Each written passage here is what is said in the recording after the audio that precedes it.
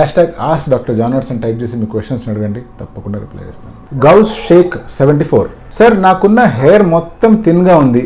So డాక్టర్ని consult అయితే నా స్కాల్ప్ చూసి నీకు బట్టబుర్ర 4th స్టేజ్లో ఉంది, పిఆర్పి ట్రీట్మెంట్ చేయాలి అండ్ మినాక్సిల్ యూజ్ చేస్తూ ఉండాలి అన్నారు.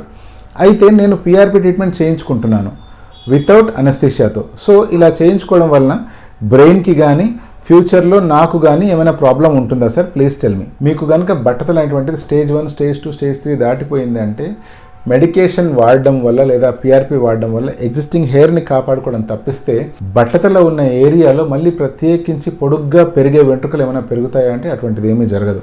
బట్ మీరు ఇప్పుడు ఏదైతే పిఆర్పి ట్రీట్మెంట్ తీసుకుంటున్నారో అవి మీ ఎగ్జిస్టింగ్ హెయిర్ని కాపాడే అవకాశం ఉంది, బేబీ హెయిర్ని గ్రో చేసే అవకాశం ఉంది, కొంచెంలో కొంచెం హెయిర్ని థిక్ చేసే అవకాశం కూడా ఉంది.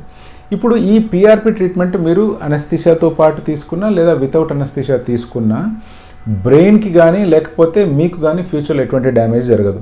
అనస్థీషియాతో పాటు తీసుకుంటే కంపారిటివ్గా మీకు ఆ పెయిన్, డిస్కంఫర్ట్ అనేటువంటివి బాగా తగ్గిపోతాయి. అంత తప్పిస్తే ఫ్యూచర్లో మీకు ఏమైనా ప్రాబ్లమ్స్ రావడం కానీ లేకపోతే మీకు బ్రెయిన్కి సంబంధించిన గాయం జరగడం కానీ అటువంటిది ఏది జరగదు. మీరు ప్రశాంతంగా మీ డాక్టర్ని నమ్మి మీ ట్రీట్మెంట్ ఫాలో అవ్వచ్చు.